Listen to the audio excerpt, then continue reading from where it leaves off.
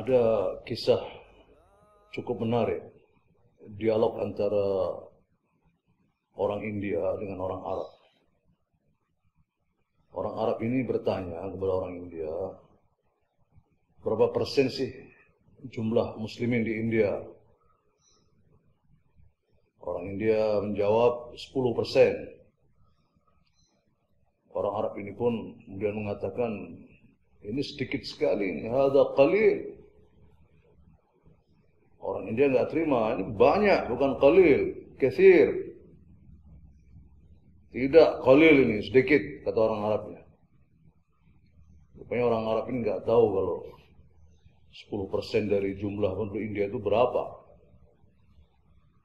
Lalu orang India ini pun menjelaskan, kami ini orang India, 10% itu sekitar 130 jutaan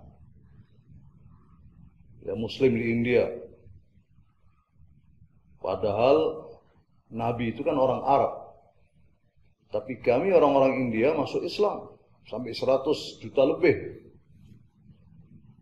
Coba seandainya Nabi itu orang India, saya yakin tidak ada satupun orang Arab masuk Islam. Orang Arab ini pun ketawa-ketawa juga. Bisa juga tuh kata dia. Bisa jadi ya. Ini kisah ini memang menunjukkan emang ada asabiyah di sementara kalangan orang-orang Arab. Dan ini memang dibuktikan dengan fakta-fakta. Kita tahu bahwa bangsa Arab tentu punya kelebihan-kelebihan, punya keutamaan-keutamaan. Namun tentu juga punya kelemahan. Ini yang harus orang-orang Arab sendiri itu waspada, berusaha untuk menghapuskan ini kelemahan yang ada ini, seperti fanatisme atau asabiyah, merasa dirinya lebih dari bangsa-bangsa lain. Karena itu Nabi kan menekankan tidak ada itu keutamaan orang Arab dibanding orang-orang non-Arab. Begitu juga tidak ada keutamaan orang-orang non-Arab dibanding orang-orang Arab. Bahkan Al-Quran Al-Karim, saya sebetulnya ingin menghindar untuk membawa hal-hal yang katakanlah bisa mengundang kontroversi, mengundang perdebatan dengan mengutip ayat-ayat Al-Quran. Bukan apa-apa, karena memang biasanya ketika kita kutip Al-Quran Al-Karim, itu nanti ada saja yang mendebat, oh ini bukan begini maksudnya, ini begini, ahli tafsir begini. Ayat-ayat yang sudah jelas saja, misal tentang Ahlul Bait, wah itu banyak pendapat. Ya, perdebatan terjadi. Yang jelas-jelas hadis-hadis yang sahih, yang melimpah, yang mengatakan bahwa turunnya ayat dalam surat Al-Ahzab 33 tentang Allah mensucikan dan menghilangkan noda, kotoran, dosa dari Ahlul Bait, itu turun untuk 5 orang, itu jadi perdebatan sampai sekarang. Namun tidak ada salahnya lah saya kutip satu ayat saja di sini dalam akhir surat Muhammad. A'udzu billahi minasyaitonir rajim. Bismillahirrahmanirrahim. Wa in tatawallaw yastabdil qauman ghairakum thumma la yakunu amsalakum. Shadaqallahul aliyyul azim. Artinya kurang lebih, apabila kalian berpaling, kalian tentunya di sini ditujukan untuk bangsa Arab yang hidup pada waktu itu, pada waktu Rasulullah. Apabila kalian berpaling wahai bangsa Arab, yastabdil qauman ghairakum. Allah akan mengganti dengan satu kaum, artinya bukan Arab jelas. Ya, selain kalian, bukan Arab. Tsumma la yakunu amsalakum. Dan mereka tidak sama dengan kalian. Karakternya tidak sama, perangainya tidak sama. Ada sahabat yang bertanya, kaum siapa itu ya Rasulullah? Ini hadis-hadis cukup banyak juga dalam berbagai kitab tafsir. Ketika itu Rasulullah menepuk pundak Salman, dalam riwayat lain menepuk kaki Salman, dan mengatakan ini dan kaumnya. Dan demi yang jiwaku ada di tangannya, seandainya iman itu ada di bintang Thuraya, niscaya akan dicapai oleh orang-orang dari Persia. Ini terserah yang tidak menerima riwayat ini. Namun kalau kita melihat fakta sekarang ini, bahwa bisa dikatakan hampir semua pemerintahan negara-negara Arab sudah jauh dari Islam. Jauh dari nilai-nilai Islam. Kemudian juga bangsa Arabnya tidak sedikit yang sudah banyak menyimpang dari Islam. Saya tidak katakan kafir ya, tapi sudah jauh dari nilai-nilai Islam. Kemudian muncul nih bangsa Parsi yang depan mata kita. Iran sekarang, Republik Islam Iran. Saya tidak asabiyah. Ya. Kalau melihat dari latar belakang saya dan para habaib yang lain, itu tentu jauh lebih banyak darah Arab yang mengalir daripada darah Parsi. Walaupun ada juga darah Parsi, itu pun cuma yang kita tahu cuma satu, yaitu istri Imam Hussein alaihissalam yang menikah dengan putri bangsawan dari Persia dan menurunkan Imam Ali Zainal Abidin. Cuma itu. Selanjutnya yang dominan adalah darah Arab. Kita kalau mau asabiyah Arab, bukan asabiyah Parsi. Ini kenyataan sekarang bagaimana Republik Islam Iran yang dihadapi bukan permusuhan dengan kaum muslimin. Yang dihadapi adalah Amerika, Zionis, musuh-musuh Islam. Iran yang kemudian dimusuhi oleh banyak bangsa Arab. Jadi inilah kita harus introspeksi, kita harus menyadari. Dan juga kita heran kalau ada keturunan Arab di Indonesia lebih tersinggung kalau Arabnya dikritik atau Arabnya dikecam daripada bangsa Indonesia yang dikecam. Saya bisa pastikan bahwa umumnya keturunan Arab di Indonesia lebih merasa sebagai bangsa Indonesia daripada Arab. Termasuk saya pribadi. Dan demi Allah, tidak sekali dua kali saya sempat marah dengan tamu-tamu yang datang dari Arab, atau ketika saya di Arab, ketika mereka melecehkan Indonesia, kita tersinggung dari hati, dan kita jawab. Tidak benar siapapun lah. Ketika melecehkan satu bangsa itu jelas tidak pada tempatnya. Kita boleh mengkritik hal-hal yang memang untuk kebaikan, sebagai masukan untuk perbaikan di sana sini, ahlan wa sahlan. Cuma juga tidak layak ketika kita sebagai keturunan Arab kemudian seenaknya berbicara tentang Indonesia, apalagi dengan kata-kata yang melukai perasaan. Ini jelas kita tidak bisa terima. Walaupun cuma segelintir, namun ini bisa punya dampak. Kita minta kepada khususnya kaum muslimin di Indonesia ini untuk tidak melupakan juga jasa-jasa para habaib khususnya, dan bukan cuma habaib, juga keturunan Arab yang lain. Jangan kemudian gara-gara ulah segelintir orang ini kemudian melupakan kebaikan-kebaikan yang lain.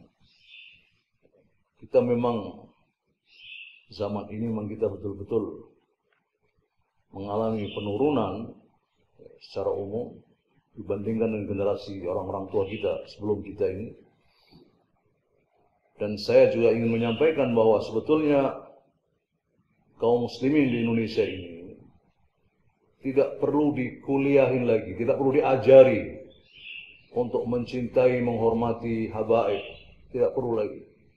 Justru yang perlu diajari, dikuliahin itu habaibnya sendiri, terutama yang muda-muda ini, untuk tidak seenaknya saja, tidak sombong, tidak ngomong asal ngomong saja, tidak berpikir ini omongannya melukai perasaan orang, kemudian gagah-gagahan begitu, merasa dirinya sebagai keturunan Nabi. Demi Allah, kita diajarkan untuk tidak punya perasaan lebih mulia dari siapapun. Alhamdulillah, saya juga dari kecil itu ke kalangan guru-guru mulia, para habaib. Dan kita mendapatkan didikan dari mereka. Slogan yang ditanamkan kepada kita adalah jangan sekali-kali melukai perasaan orang. Bayangkan kalau ada yang seenaknya mengkritik simbol-simbol negara pejabat-pejabat penting di Indonesia ini dilecehkan begitu saja.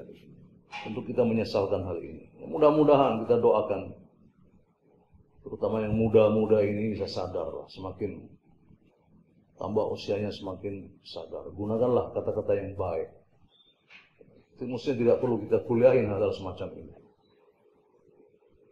Kemudian yang ingin saya sampaikan lagi bahwa marilah kita junjung tinggi persaudaraan di antara kita.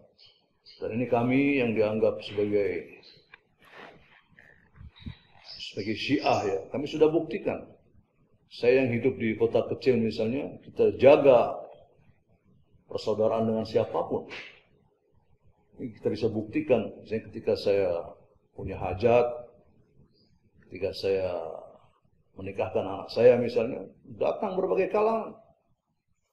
Ya, hatta yang Wahabi pun, karena saya juga meyakini tidak semua Wahabi itu memusuhi kita, tidak semua Wahabi itu buruk. Ada orang-orang yang terbuka, orang-orang yang toleran. Jadi mungkin di setiap kalangan lah. Di kalangan Syiah pun ada orang-orang yang keras juga, yang intoleran. Tapi saya bisa pastikan bahwa di Indonesia apabila ada mubaligh Syiah, ya, atau pendakwah Syiah, ustadz Syiah yang kerjanya hantam dan hantam sini, tidak akan dapat tempat di komunitas Syiah. Itu saya berani pastikan demikian. Kalau ada tolong tunjukkan siapa itu. Alhamdulillah kita di kota kecil yang sensitif juga, yang orangnya itu juga, yang alhamdulillah kita jaga. Dan juga kita bisa buktikan bahwa di berbagai tempat timbulnya masalah itu dari segelintir orang-orang yang intoleran. Inilah kita harus berusaha untuk terus menjalin ukhuwah, persaudaraan, mau untuk diberi masukan, kemudian juga menghargai ulama-ulama yang ada. Jangan kemudian jadi ustadz dadakan, latar belakangnya tidak jelas, bawa ayat Quran, seakan-akan dia mau muliahi ulama-ulama besar yang ada di Indonesia ini. Kemudian juga memang betul, jangan terlalu silau dengan negara-negara Arab. Jangan mesti kiblatnya ke Arab. Saya alhamdulillah pengalaman beberapa kali menjadi pembimbing haji. Dari dulu sudah saya sampaikan, dari tahun 2000-an. Ya, saya sudah sampaikan kepada jamaah haji Indonesia. Dengan segala tentu berat hati saya sampaikan bahwa jangan anggap ini ulama-ulama di Arab Saudi itu orang-orang hebat.